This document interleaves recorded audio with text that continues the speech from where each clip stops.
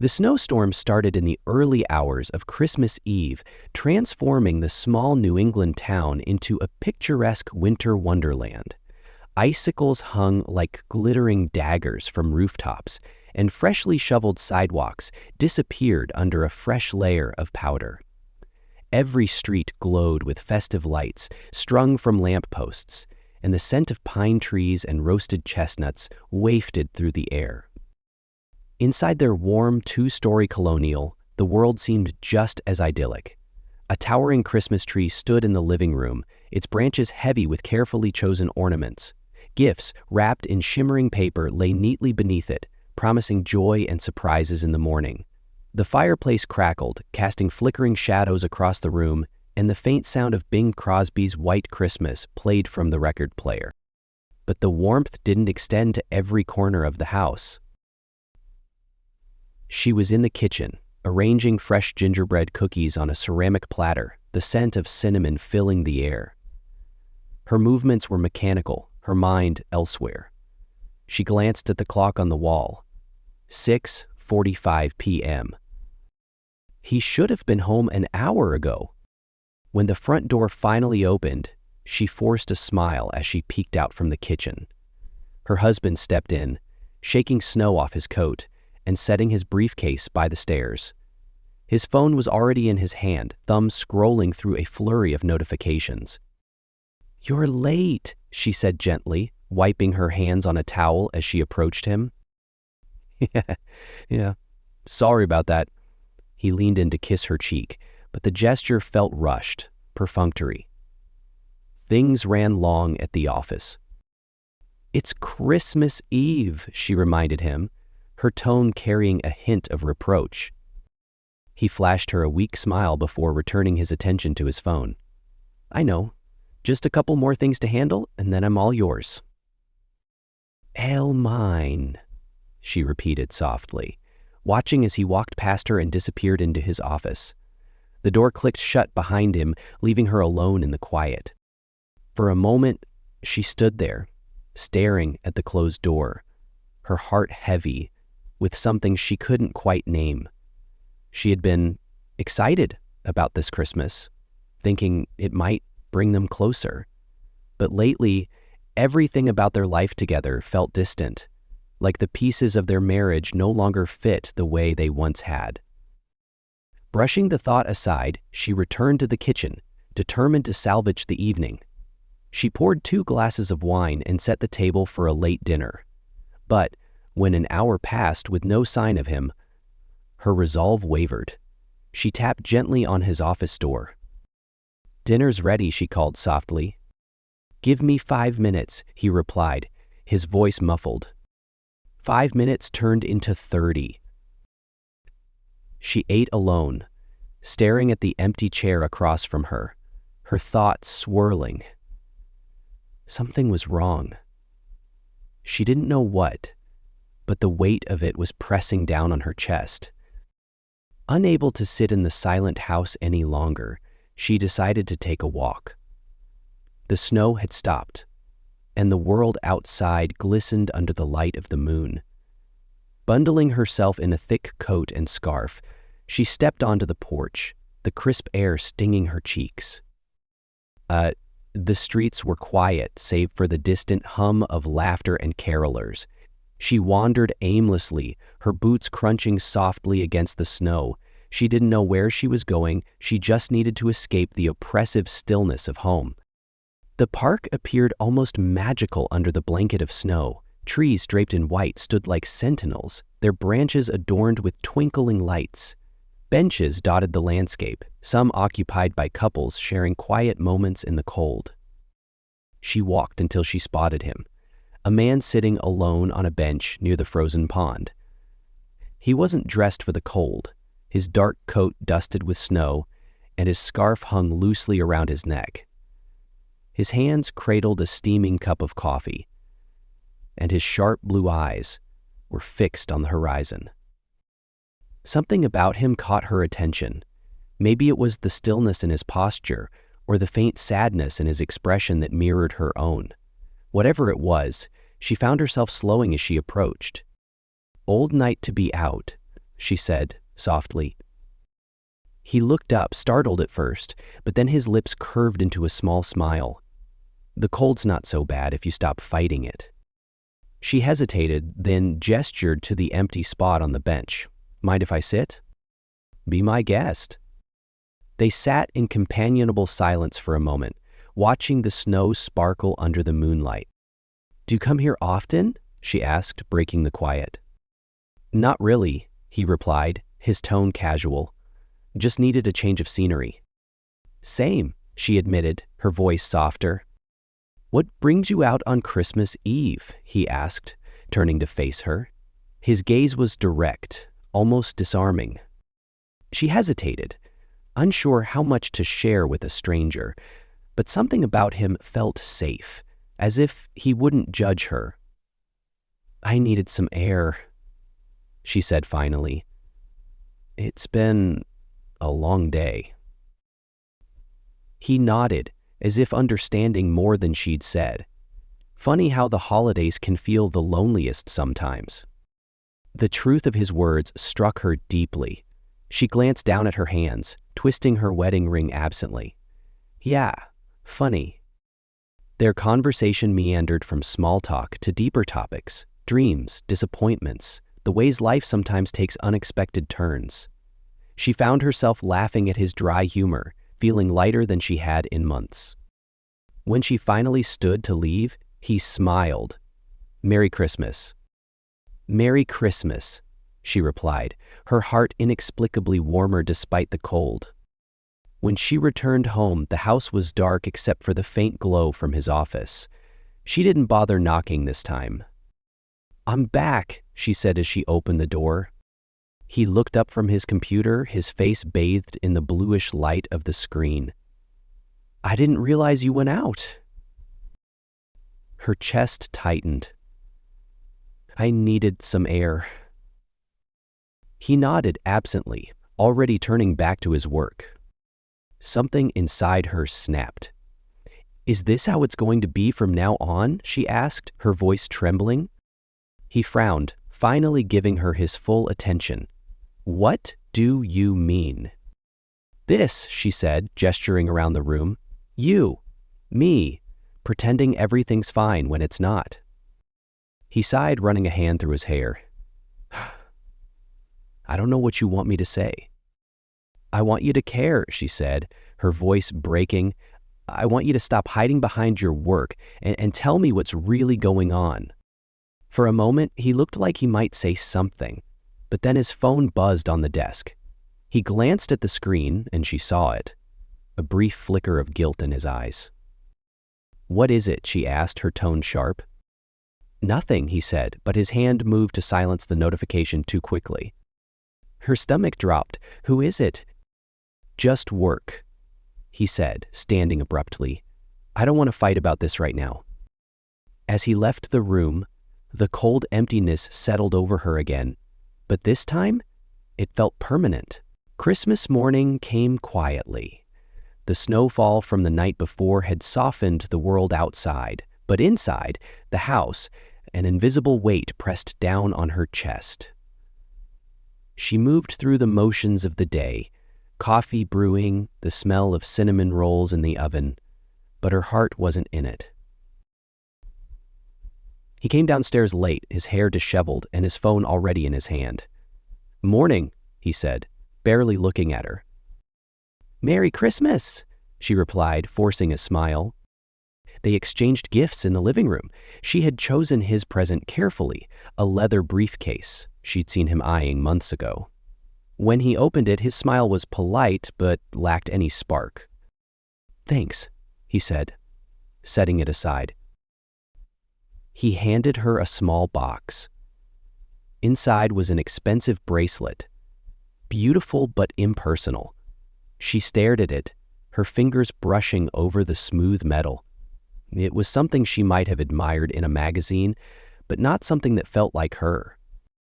Do you like it? He asked, his tone detached.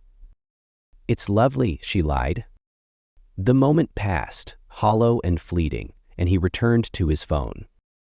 By the afternoon, he claimed he had to step out for a few hours to check on something at work. She didn't argue. Instead, she waited until he left, her thoughts racing. Something wasn't right, and she couldn't keep pretending anymore. She found herself back at the park later that evening, wandering the paths she'd walked the night before. The cold bit at her cheeks, but it was better than staying in the house, surrounded by empty spaces and unanswered questions. She didn't expect to see him again, the stranger from the bench, but there he was, leaning against the railing by the frozen pond. This time, he saw her first. "Back again?" he asked, his smile warm despite the cold. "Seems like I'm making a habit of it," she replied, walking closer. He gestured toward the bench. "Want to sit?" For the second time, she found herself drawn to him, settling beside him as if they were old friends. They talked about everything and nothing, the kind of easy, flowing conversation she hadn't had in years. At some point, he reached into his coat pocket and pulled out a flask, offering it to her. She hesitated, then took a sip, the whiskey burning pleasantly in her throat. "You seem lighter tonight," he said, watching her closely. "Do I?" He nodded. "Less weighed down. Maybe it's the magic of Christmas." She laughed softly. "Oh, the whiskey." They sat there for hours, the world around them fading into the background. When the town's clock tower struck midnight, she realized how late it had gotten. Walk me home?" she asked impulsively. His eyes held hers for a long moment before he nodded. "Of course." They walked in silence, the sound of their footsteps crunching in the snow. When they reached her porch, she hesitated at the door, suddenly unsure. "Thank you," she said finally. "For what?" "For this," she said, gesturing to the night around them. "For making me feel like I'm not invisible." "You're not invisible," he said, his voice soft but firm. Her breath caught as he stepped closer. The snowflakes clung to his dark hair, and his eyes seemed impossibly blue in the moonlight. For a moment, the world stopped. Then the door behind her opened. Her husband stood in the doorway, his expression unreadable. "What's going on?" She stepped back abruptly, her cheeks flaming. "Nothing, I was just—" "Who's this?" he interrupted, his gaze shifting to the stranger. The man extended his hand, his demeanor calm. "Just a neighbor. Saw her walking home alone and thought I'd make sure she got here safely." Her husband didn't take the hand. His eyes narrowed. "I can take care of my wife, thanks." The tension was palpable as the stranger nodded politely and turned to leave. When the door closed, her husband rounded on her. "What the hell was that?" "You stand there like a bitch." "I was just out for a walk," she said defensively. "With another man? On Christmas?" Her temper flared. "You've barely been here all day. You've been on your phone, at work, anywhere but here. Don't act like you care now." His jaw tightened. "This isn't about me." "Isn't it?" she shot back. "Because it sure feels like I'm the only one who's trying anymore." They stared at each other, the unspoken words filling the silence between them. Finally, he turned and walked away, leaving her alone in the entryway. The next morning, the tension lingered like a heavy fog. He avoided her, retreating to his office with the excuse of tying up loose ends, but she wasn't in the mood to let things slide anymore. When he left his phone unattended, her heart pounded as she picked it up. She knew it was a violation, but the nagging suspicion had grown too loud to ignore. At first, it was just work emails. Then she found the texts. Her hands trembled as she read through them, messages to a number saved under the name K. "Can't wait to see you tonight." She doesn't suspect a thing. "Merry Christmas, love." Her stomach twisted. The dates and times didn't lie. This had been going on for months. When he returned to the living room, she was waiting for him, the phone in her hand. "What is this?" she demanded, her voice shaking. He froze, his face paling. Where did you— Don't, she snapped, cutting him off. Don't lie to me. I read the messages. He sighed, running a hand through his hair. It's not what you think. She laughed bitterly. It's exactly what I think. How long has this been going on? When he didn't answer, the truth hit her like a physical blow. All this time, she whispered, tears streaming down her face. You've been with someone else. On Christmas. He tried to reach for her, but she stepped back. Don't. I don't want your apologies.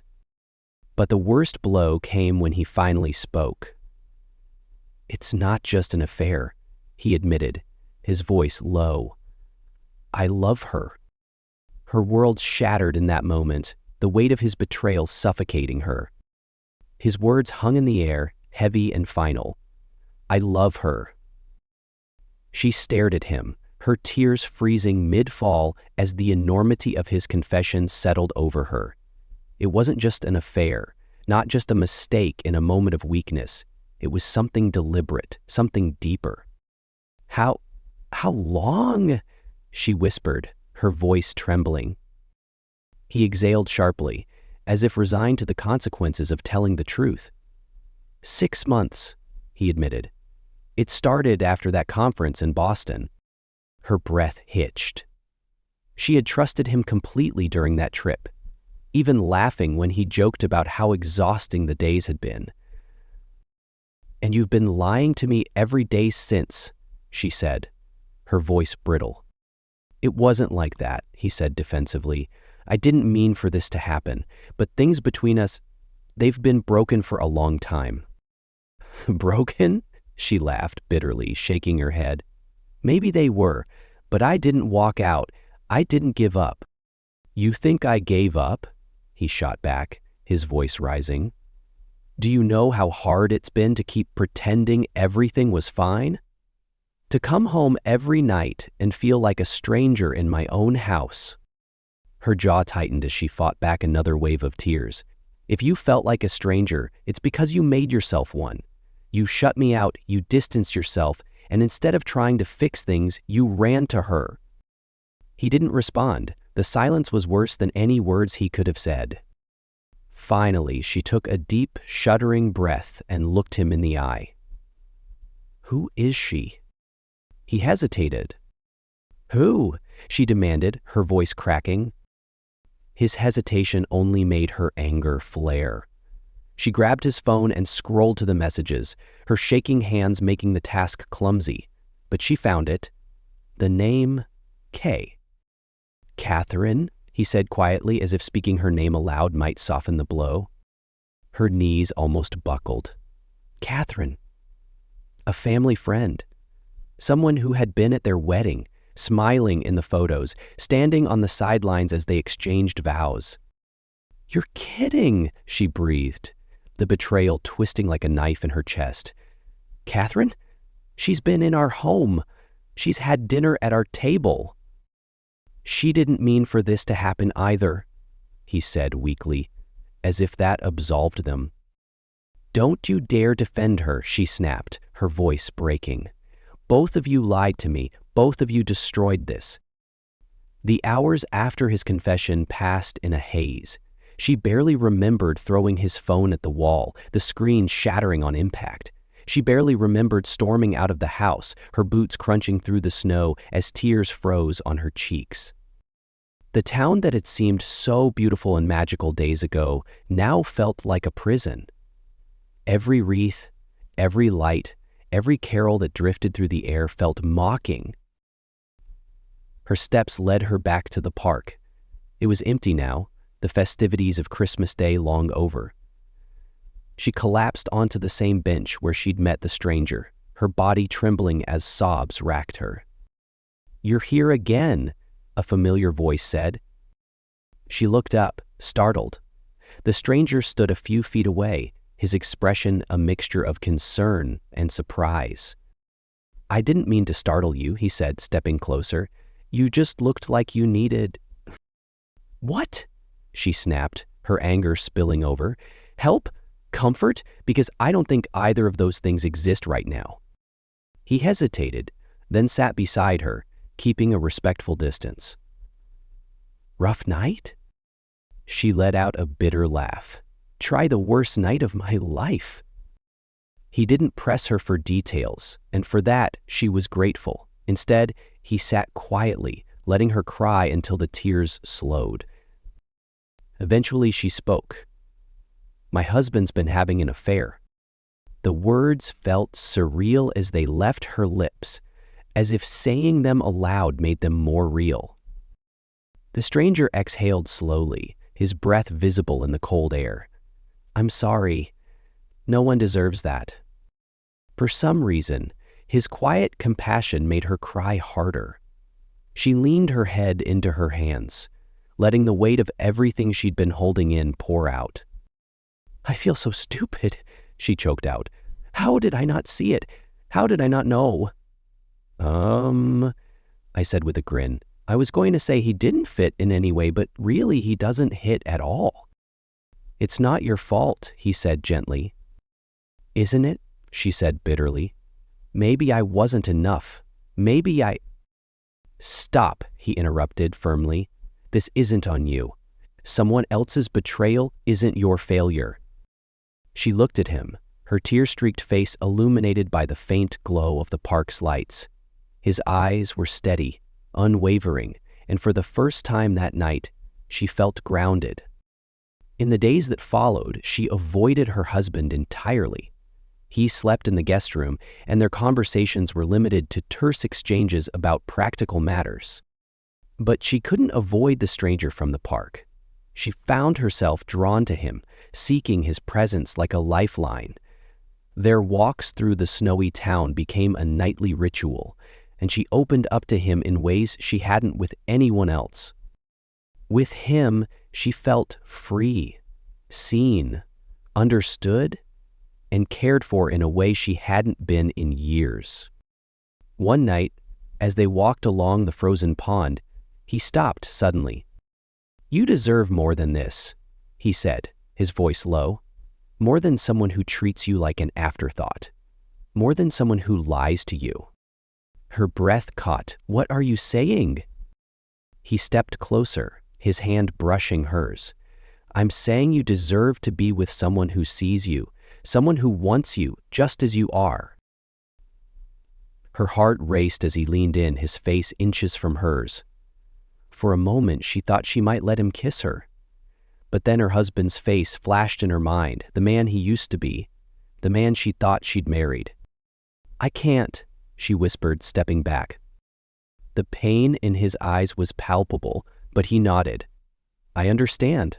When she returned home that night, she found her husband in the living room, a glass of whiskey in his hand. He looked up as she entered, his eyes red-rimmed and tired. Where were you? He asked. Out, she replied shortly. Wasn't? Her stomach dropped. What are you talking about? I'm not blind, he said bitterly. I've seen you sneaking out every night. I've seen the way you look at him. And what about the way you looked at Catherine? She shot back. His face twisted with anger. This isn't the same. Isn't it? She challenged. You think you have the right to judge me after everything you've done? The fight escalated, voices rising until they both stood trembling with rage. But his final words stopped her cold. You've already left me, he said quietly. I'm just not the one you'll admit it to. The days after the confrontation passed in unbearable tension. The house felt more like a battleground than a home, filled with resentful silence and sharp glares exchanged over the simplest interactions. She couldn't stop thinking about his accusation. You've already left me. Her husband's betrayal with Catherine had cut her deeply, but the stranger from the park, Elliot, as she'd learned his name, was becoming her anchor. She hadn't crossed any physical lines with him, but her emotional connection to him felt undeniable.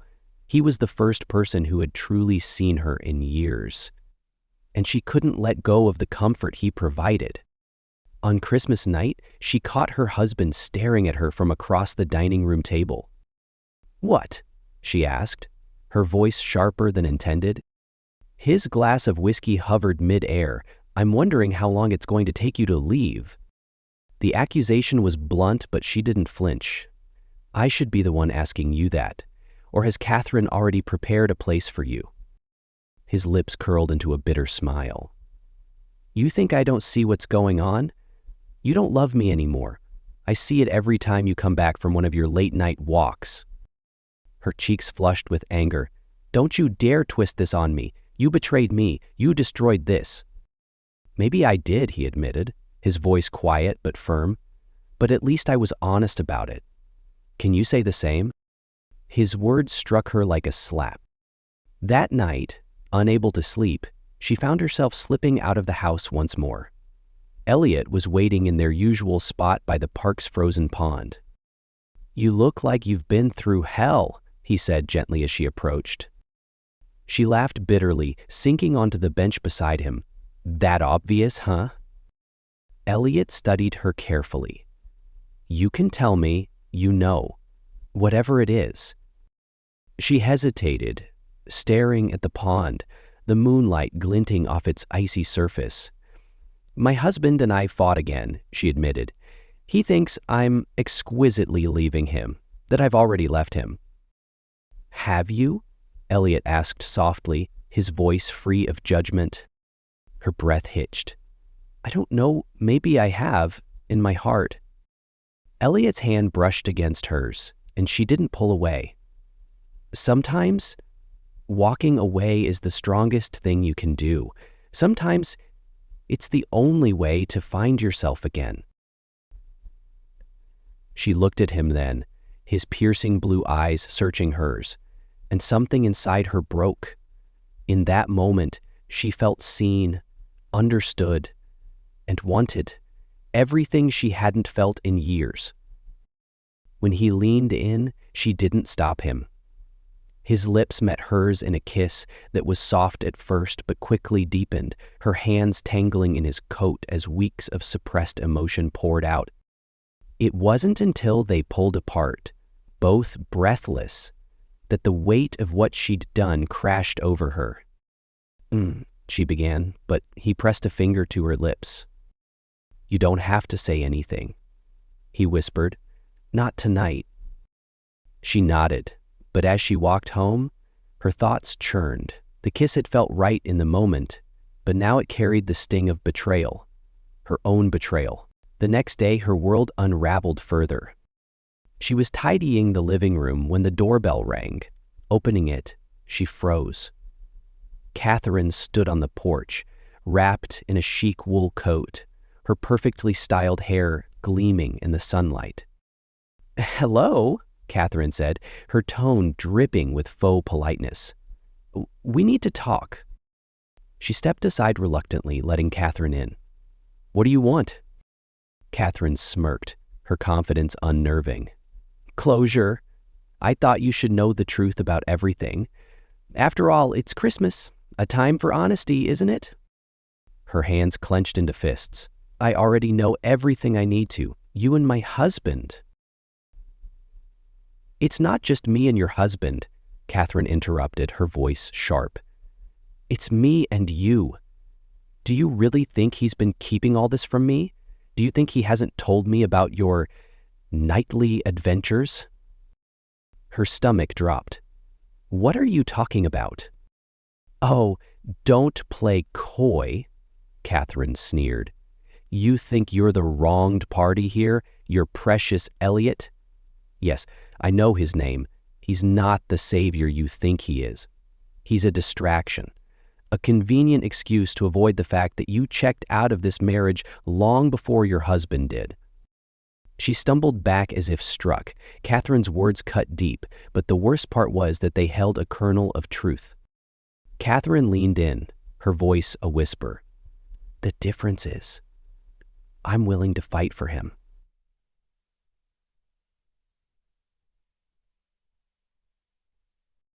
That night, her mind raced with everything Catherine had said. The kiss with Elliot, her husband's accusation, Catherine's venomous words. She realized that no matter what choice she made, someone would be hurt, perhaps even herself. She met Elliot in the park one last time. "I can't keep doing this," she said, tears streaming down her face. "You've been everything I needed in these past few weeks, but I can't leave like this." Elliot's expression softened, though hurt flickered in his eyes. "I understand," he said quietly. "You have to do what feels right for you." He kissed her one final time, lingering but bittersweet. "You deserve to be happy," he said, "even if it's not with me." When she returned home, the house was silent. Her husband was sitting in the living room, a suitcase by his feet. "I'm leaving," he said simply. She stared at him, her chest tightening. "Why now?" "Because I can't keep pretending," he said. "You're not happy. I'm not happy. And Catherine, she's waiting for me." The finality in his tone left no room for argument. She nodded, tears welling in her eyes as he picked up the suitcase and walked out the door. For the first time in weeks, she was truly alone. She sank onto the couch, staring at the Christmas tree as the last of its lights blinked out, leaving the room in darkness. The days after her husband left passed in a blur of emptiness. She hadn't spoken to anyone, not her family, not her friends. Even Elliot, who had become her refuge during the storm, was a distant memory now. The world outside moved on, but for her, time had frozen like the icy streets of the town. It was mid-January when she finally gathered the strength to venture out again. The park had lost its festive glow. The holiday lights were gone, the snowbanks dirtied by time and traffic. She walked the familiar path to the frozen pond, her boots crunching softly beneath her. The bench where she had shared so many quiet moments with Elliot sat empty. She lingered, tracing her gloved hand along its backrest, as memories of their conversations and that kiss rushed back. But it wasn't nostalgia that brought her here, it was the letter. She had found it in her mailbox 2 days earlier, tucked in a plain envelope with no return address. The handwriting was unfamiliar, but the message inside had struck her like a thunderclap. "You don't know me, but I know about you, about him. I know what's been happening, and I think you deserve to know the truth. Meet me at the park, midnight, come alone." For hours she had debated whether to go. Was it a prank, a cruel joke, or something far more dangerous? But curiosity and the gnawing need for closure won out. Now, as midnight approached, she sat on the bench, her breath clouding in the cold air, her heart pounding with anticipation and fear. She heard the crunch of footsteps before she saw him. A figure emerged from the shadows, tall and broad-shouldered, with a confident gait. For a moment, her heart leapt, thinking it might be Elliot. But as he stepped into the pale glow of a distant street lamp, her breath caught. It wasn't Elliot. It was her husband. "Surprised?" he said, his voice low and bitter. "What are you doing here?" she asked, her tone sharp with confusion. He took a step closer, his hands shoved deep into the pockets of his coat. "I got a letter too," he said. "Same cryptic message, same instructions, and judging by the look on your face, you thought this was about him." Her stomach churned. "I don't know what you're talking about." "Don't lie to me," he snapped, his voice rising. "I know about Elliot. I know you've been meeting him here. And now we're both here, summoned like puppets for what? To relive this nightmare all over again?"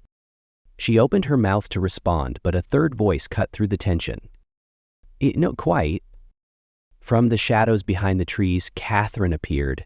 She looked calm, almost serene, her coat buttoned neatly, her hair perfectly styled, despite the biting wind. She walked toward them with deliberate slowness, her heels clicking softly on the frozen ground. "Catherine," her voice trembled. "What the hell is this?" Her husband stiffened beside her, his jaw clenching.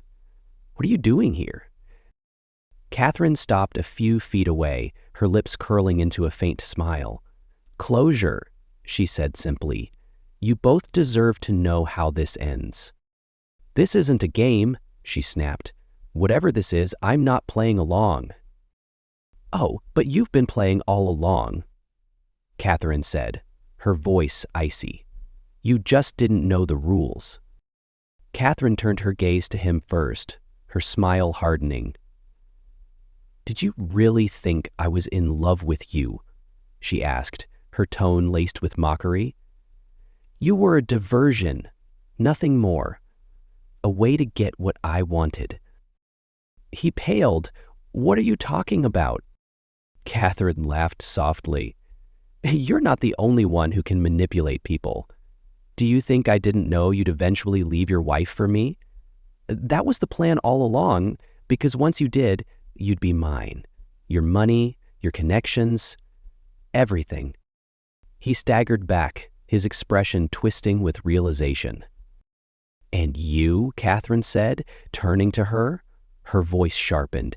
"You were just so predictable, so desperate for affection that you'd fall for the first charming stranger who gave it to you. Elliot, he works for me." The world tilted. "What?" she whispered, her voice cracking. "Oh, yes," Catherine continued, her smile now venomous. "He's good at what he does, isn't he? Listening, comforting, making you feel special. It's his job to pull women like you away from men like him." She jabbed a finger toward her husband. The ground seemed to fall out from beneath her. Every shared laugh, every gentle word, every kiss, it was all a lie. "You're lying," she said, though the words felt hollow. Catherine's smirk widened. "Am I? Ask him yourself." "Oh, wait, you can't. He's already on a plane to Europe with his next assignment." The silence that followed was deafening. Her husband stared at Catherine, his betrayal mingling with shock. She, on the other hand, felt utterly hollow. "What are you doing here?" she finally managed to ask, her voice barely a whisper. Catherine shrugged, her expression chillingly casual. "Because I could. Because people like you make it easy. You're all so willing to believe in love, so desperate for connection, that you'll ignore the obvious signs." She turned to leave, pausing to glance back at them one last time. "Merry Christmas," she said, her tone dripping with mockery. And then she was gone, her footsteps fading into the night. Neither of them spoke for what felt like an eternity. She sat back on the bench, her body numb. Her husband eventually sank onto the ground, his head in his hands. "We're fools," he muttered. "No," she said quietly, her voice distant. "We're just human."